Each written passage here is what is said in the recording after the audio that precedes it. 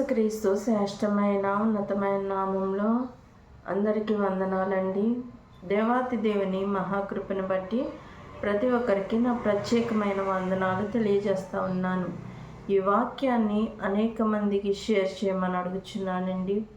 దేవాతి దేవుడు ఈ దినాన్న మనతో మాట్లాడుచున్న అంశం ఏమిటంటే, నీవు దేవుని యందు తగ్గించుకుని జీవించుచున్నావా అన్న అంశం ద్వారా ఆయన దినాన్న మనతో మాట్లాడుచున్నారు. అయితే మత్తయి సువార్త 23వ అధ్యాయము 12వ వచనంలో రాయబడిందండి.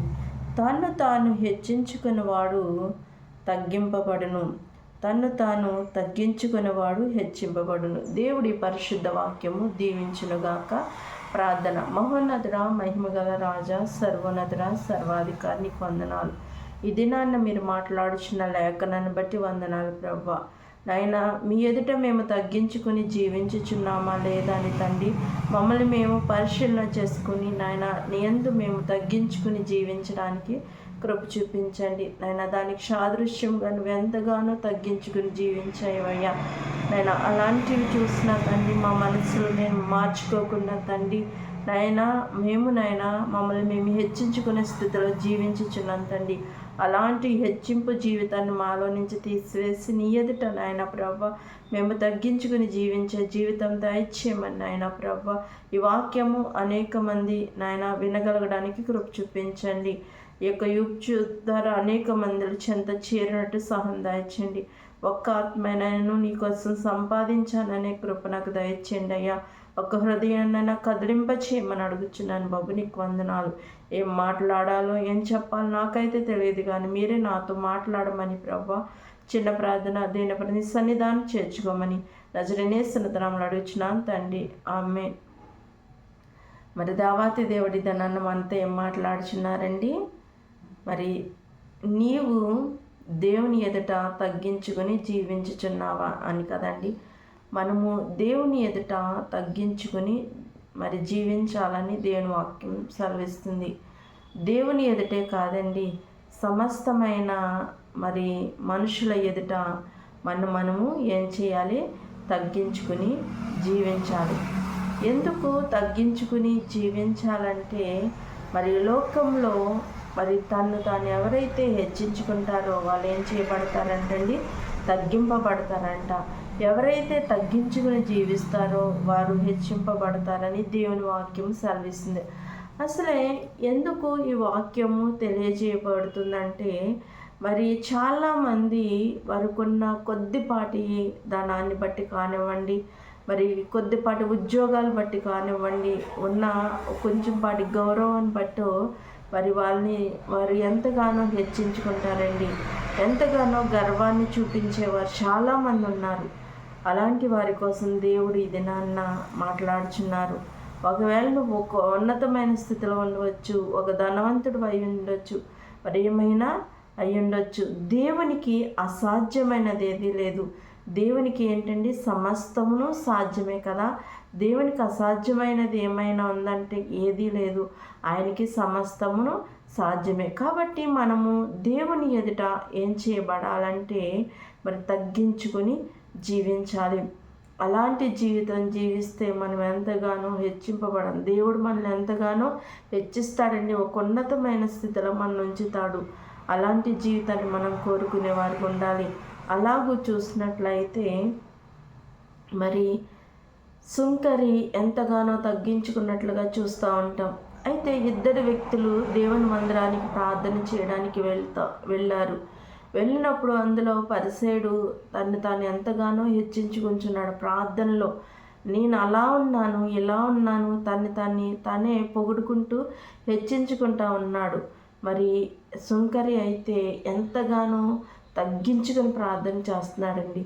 తండ్రి అని పిలుచుటకు కూడా అర్హత లేని వాడిని, నేను అలాంటి వాడిని, మరి నా ప్రార్థనని సన్నిధానాన్ని చేర్చుకొని సుంకరి దేవుని ఎదుట ఎంతగా తగ్గించుకుని ప్రార్థన చేస్తున్నాడో మనందరికీ తెలుసు. అలాంటి సుంకరి వలె తగ్గింపు జీవితాన్ని మనం కలిగి ఉన్నామా? తగ్గింపు మరి జీవితాల్లో మనం ఉన్నాము. ఒకసారి ఆలోచించవలసిన వారమై ఉన్నాం. మనము హెచ్చించుకునేవారుగా కాదండి, తగ్గించుకోవాలి. ఎప్పుడైతే మనం తగ్గించుకుంటామో అప్పుడు హెచ్చింపబడతామని మరి దేవుని యొక్క వాక్యము సెలవిస్తుంది. మరి ఒక దేవాలయం దగ్గరికి మరి అనేక మంది వెళ్ళారు కదండి. అనేక మంది వెళ్ళి వాళ్ళకి మరి ఉన్న కొలదిగా మరి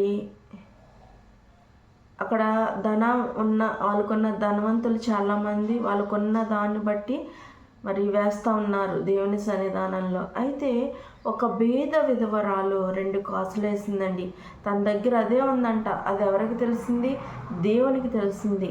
అంటే వాళ్ళకున్న ధననిధిలో నుంచి వాళ్ళు వేశారు. కానీ మరి మరి బీద విధవరాలు ఏం చేసింది? తన లేమిలో తనకి ఉన్నదంతా వేసేసిందండి. మరి ఆమె ఎంతగా తగ్గించుకుందో దేవుని ఎదుట మరి మనము ఒకసారి ఆలోచించవలసిన వారు. వాళ్ళకున్న గొప్పతనాన్ని బట్టి, వాళ్ళకున్న ధన సమృద్ధిని బట్టి వాళ్ళు వేశారు. అంటే వాళ్ళకున్న ధనాన్ని బట్టి మొత్తము వేయలేదు, కానీ వాళ్ళకున్న ధనాన్ని బట్టి వేసి ఉన్నారు. కానీ మరి ఈ యొక్క భేద విధవరాలు దేవుని ఎదుట ఎంతగానో తగ్గించుకొని మరి తను ఏమీ ఉంచుకోకుండా తనకున్న దాంట్లోనే తనకున్నదంతా దేవునికి ఇచ్చేసింది. అంటే ఆమె ఎంతగా దేవుని సన్నిధానంలో తగ్గించుకున్నది. అంటే ఆమె యొక్క ఆలోచన ఏమైంది? నేను ఇప్పుడు ఇచ్చిన దేవుడు నన్ను పోషిస్తాడు, దేవుని అందు నమ్మకాన్ని కలిగి ఉన్నది. అలాంటి వారిగా మనం జీవిస్తున్నామా? మరి ఎలాగూ జీవిస్తున్నాం ఒకసారి ఆలోచించవలసిన వారమై ఉన్నాము. అంత మాత్రమే కాకుండా మరి అనేక సందర్భాల్లో మనం వింటూ ఉంటాం. మరి జక్కయ్య తన జీవితంలో ఒక ధనవంతుడు మరి ఉన్న తన యొక్క జీవితము మరి ముందు ఏ విధంగా ఉందైతే మరి క్రీస్తు తన జీవితంలోనికి వచ్చిన తర్వాత మరి తన జీవితం ఎలా ఉంది? మరి ఒక ఉన్నతమైన స్థితిలో తాను హెచ్చించుకునే స్థితిలో మరి ఒక వ్యాపారం చేసుకుంటూ మరి గర్వం కలిగి జీవించిన వ్యక్తిగా చూస్తాం. మరి దేవుడు తన ఇంటిలోనికి వస్తానని అనగానే తను ఎంతగా తగ్గించుకున్నాడో మనందరికీ తెలుసు కదండి.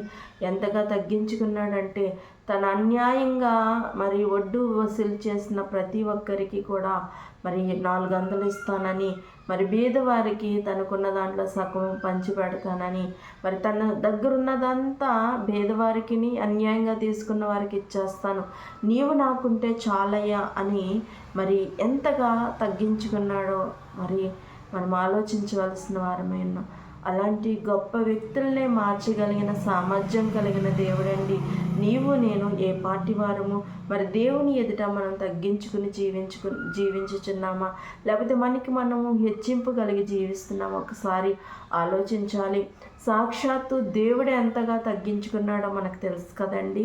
మరి పరలోక సింహాసన ఆసీనుడు ఉండవలసిన దేవుడు, మరి పరలోకంలో బంగారపు రాజా వీధుల్లో తిరగవలసిన ఆయన, బంగారపు పరుపుల్లో పడుకోవలసిన ఆయన నీ కోసము నా కోసము ఎంతగానో తగ్గించుకుని మరి ఈ యొక్క భూమి మీదకి మరి ఆయన రావడం అనేది జరిగింది. ఎంతగా తగ్గించుకున్నాడండి. ఆయన పుట్టినప్పుడు ఆయనకి స్థలం లేక ఆయన పశువుల తొట్టెలో పరుండబెట్టారు. మరి ఆ పశువుల తొట్టెలో ఎంత తగ్గింపుకు సాదృశ్యంగా ఉన్నది. ఆయనకి ఏమన్నా కొదువైనది ఏమైనా ఉందండి? ఆయన మాట మాత్రము సెలవిస్తే సమస్తము జరుగుతాయి. ఆయన మాట మాత్రము సెలవిస్తే సమస్తము మరి తీసివేసే సామర్థ్యము కలిగిన దేవుడు. అయినప్పటికీ కూడా ఆయన ఎంతగానో తగ్గించుకొని పశువుల తొట్టెలు అందరి కొరకు మరి అంతగా తగ్గించుకున్నాడు. అక్కడే ఆయన తగ్గింపు అనేది మనకి తెలుస్తూ ఉన్నది. అలాంటి తగ్గింపు జీవితాన్ని కలిగి తన తండ్రికి విధేయత చూపిన వ్యక్తిగా మరి ఎంతగా తగ్గించుకున్నాడో మరి మనము ఆలోచించవలసిన. తండ్రి ఏదైతే చెప్పాడో దాన్ని అనుసరించి నడిచే కుమారుడుగా ఆయన తగ్గించుకున్నట్లుగా చూస్తూ ఉన్నా. ఎంతగా తగ్గించుకున్నాడండి. ప్రతి ఒక్క మానవాళి కోసము శిలువ మరణం పొందేంతగా తగ్గించుకున్నాడు. ఇది నాన్న నీవు కానీ నేను కానీ ఎవరి కోసమైనా ప్రాణం ఇవ్వే స్థితిలో ఉంటామా? మనం తగ్గించుకొని నీ కొరకు నేను ప్రాణం ఇస్తాను, లేకపోతే వీళ్ళ కోసం ప్రాణం ఇస్తామని మనం ప్రాణం ఇవ్వగలుగుతామండి? ఇవ్వలేం. కానీ దేవుడు మాత్రము అందరి కోసము మరి ఆయన ప్రాణాన్ని ఇవ్వడానికి ఇష్టపడ్డాడు. ఎంతగా తగ్గించుకున్నాడు. ఆయన్ని అవమానించినా తగ్గించుకున్నాడు. ఆయన ముఖం మీద ఉమ్మ వేసినా కూడా తగ్గించుకున్నాడు. ఎవరైనా వచ్చి మన ముఖం మీద కాండ్రకి చూసారనుకోండి, మనకి ఎంత కోపం వస్తుందో, ఎమ్మె వాళ్ళు కొట్టడమో ఏదోటి వాళ్ళతో కలబడి దెబ్బలాడడమో చేస్తూ ఉంటాం. కానీ మరి సాక్షాత్తు దేవుని మీద ఉమ్ము వేస్తారండి ముఖం మీద. అయినప్పటికీ కూడా ఆయన తుడిసి వేసుకుని ఆయన ఎంతగానో తగ్గించుకుని జీవించినట్లుగా చూస్తూ ఉంటున్నాం. మన ముఖం మీద ఉమ్ము వేయకపోయినా మన ఎదుటి కాండ్రకిచ్చి ఉమ్ము వేస్తేనే మన అంత కోపంతో రగిలిపోయి వాళ్ళని కొట్టడమో దెబ్బలాడటమో చేస్తామే. మరి ఆయన ముఖం మీద ఉమ్ము వేసినా కూడా ఆయన ఎంతగా తగ్గించుకున్నాడండి. మరి ఆయన ఎవరిని ఏమనలేదు. అంతగా తగ్గించుకుని జీవించే జీవితం మనలో ఉందో ఒకసారి ఆలోచించండి. దేవుడు ఎంతగా తగ్గించుకున్నాడండి. అంతగా తగ్గించుకుని మనందరి కోసం ఆయన ప్రాణాన్ని ఇచ్చాడు. ఎంతగా శిలువ మరణం పొందేంతగా తగ్గించుకున్నాడు. ఆయన ముఖం మీద ఉమ్మి వేసిన, ఆయన శిరస్సు మీద ముళ్ళ కిరీటం పెట్టిన, ఆయన పక్కలో బల్లెపు పోటు పొడిసిన, ఆయన దేహం అంతా కొరడాతో చీల్చివేసినా కూడా, మరి ఆయన కాళ్ళల్లో చేతుల్లో మేకులతో కొట్టినా కూడా ఆయన అంతగా తగ్గించుకున్నాడు. ఎవరి మీదైనా ఎదురు తిరిగాడండి? మరి ఎదురు తిరగలేదు కదా. మరి పేతురు ఒక సైనికుడి మీద మరి వారి చెవి తగనరుగుతున్నప్పుడు మరి పేతుర్ని మరి దేవుడు తిట్టినట్లుగా చూస్తూ ఉన్నా, గద్దించినట్లుగా చూస్తూ ఉన్నా. నువ్వెందుకు నీ కత్తిని వరలో పెట్టు, ఎందుకు ఈ పని చేయాలనుకుంటున్నావు అని మరి పేతుర్ని అన్నట్లుగా మనం చూస్తూ ఉంటున్నాం కదండి. మరి అక్కడ ఎంత తగ్గింపు దేవునిలో కనిపిస్తుంది. ఆయన అవమానపరిచి, ఆయన్ని మోసం చేసి ఆయన అప్పగించుచున్నారని తెలిసి కూడా అంత మౌనాన్ని వహించాడండి దేవుడు. అంత తగ్గించుకున్నాడు. అంత తగ్గింపు జీవితాన్ని కలిగి ఉన్నాడు. కాబట్టి ఈ దినాన్న మనందరము కూడా ఆయన కోసము మనం చెప్పుకునే వారిగానే మాత్రమే ఉన్నామా? ఆయన అనుసరించి ఆయన తగ్గింపు జీవితాన్ని మనము కలిగి ఉన్నామా? ఒక్కసారి ఆలోచించవలసిన వారమై ఉన్నాం. ఆ యొక్క పరలోక సింహాసనాన్ని విడిచిపెట్టి ఆయన తగ్గించుకున్నాడు. నీ కొరకు నా కొరకు ఆయన ప్రాణాన్ని పెట్టి తగ్గించుకున్నాడు. మరి ఎన్ని అవమానాలు చేసినా, ఎంతగా హింసించినా మరి ఆయన తగ్గించుకున్నాడండి. ఎందుకండి ఆయన చెయ్యని నేరం ఆయన మీద మోపినా కూడా ఆయన మౌనంగా ఉండి తగ్గించుకున్నాడండి. అలాంటి వ్యక్తులు ఎవరైనా ఉంటారా ఈ లోకంలో? ఒకవేళ తప్పు చేస్తే కొంతమంది మరి ఎదురు తిరిగి తప్పు చేయలేదని బొంకడానికి ప్రయత్నిస్తూ ఉంటారు. కొంతమంది అయితే తప్పు చేసినప్పుడు తప్పు చేస్తాం కదా అని తలదించుకుంటారు కదండి. మరి తప్పు చేయకుండా ఎవరైనా ఏదన్నా నేరము మోపినప్పుడు ఎవరైనా ఒప్పుకుంటారండి? ఎదురు తిరుగుతారు. ఎందుకంటే వాళ్ళు తప్పు చేయలేదు కాబట్టి వాళ్ళు ఏం చేస్తారు? ఎదురు తిరిగి మాట్లాడతారు. కానీ యేసుక్రీస్తు ప్రభువు వారు అలా కాదండి. ఏ నేరము చేయలేదు, ఏ తప్పిదము చేయలేదు, అయినప్పటికీ కూడా ఎంతగా తగ్గించుకున్నాడంటే మరి ఆయన మీద నేరం మోపుతున్న, ఆయన మీద మరి అబండాలు వేస్తున్నప్పటికీ కూడా తను తగ్గించుకున్నాడండి. అలాంటి తగ్గింపు జీవితం నీలో ఉన్నదా? నిన్ను ఎవరైనా ఏదన్నా అంటే నువ్వు తగ్గించుకునే స్థితిలో ఉన్నావా? ఒక్కసారి ఆలోచించవలసిన వారమైనా. మరి నేను ఉన్నతమైన స్థితిలో ఉన్నాను, నేను నా దగ్గర మరి లెక్కలేనంత వెండి బంగారాలు నా దగ్గర ఉన్నాయి, నేను ధనవంతుడు, నాకేంటని మనము మరి జీవిస్తున్నామా? మనం హెచ్చించుకుంటున్నామా? మనకున్న ధనాన్ని బట్టి, మనకున్న బలాన్ని బట్టి, మనకున్న ఉన్నతమైన గౌరవాన్ని బట్టి, మనకున్న అధికారాన్ని బట్టి మనము గర్వించేవారుగా ఉన్నామా? మనం హెచ్చించుకునేవారుగా ఉన్నామా? ఒకసారి ఆలోచించాలండి.